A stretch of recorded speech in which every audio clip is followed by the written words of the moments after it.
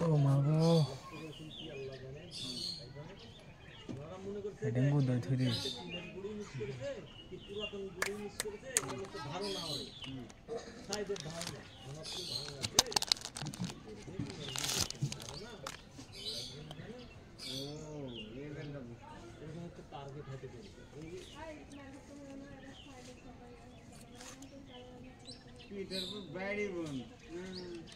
আমাকে দালালে দিতে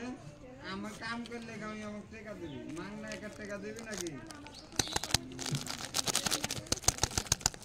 আমার কোথায় তো আমার তুই কাম না করলে একা টাকা দিবি